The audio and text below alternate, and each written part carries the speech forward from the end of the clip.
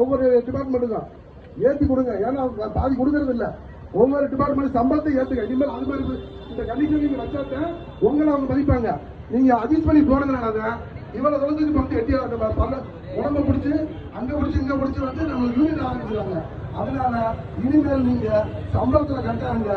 அப்பதான் உங்களுக்கு இவ்வளவு பேர் இருக்கிறோம். இன்னமும் இதை விட 3 மடங்கு இதை விட்டு நீங்க நிறைவேற்றணும். அவங்களும் நல்லா இருக்கணும். அவங்களுக்கு நீங்க இறங்கி போறதுனால அவங்க ஏதாவது பிடிச்ச சம்பளம் வருதா? அது வர மாட்டேங்குது. இது ஒரு கோரிக்கை தான். எங்க சங்கத்தின் சார்பாக டெக்னீஷியன் சார்பாக பேச வாய்ப்பு அனைத்து நிர்வாகிகளுக்கும் நன்றி.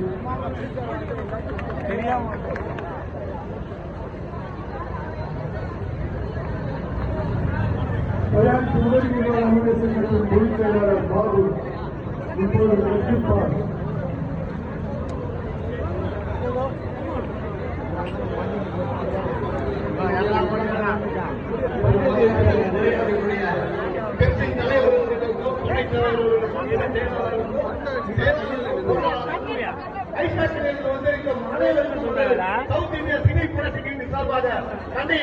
தெரிவித்துக் கொள்கிறேன்.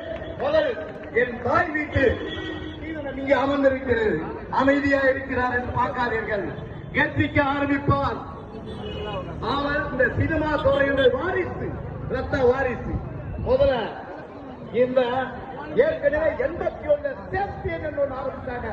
நினைக்க முடிஞ்சதா? நினைக்க முடியாது. அடுத்தது படிப்பாளர்கள் ஆரம்பித்தாங்க.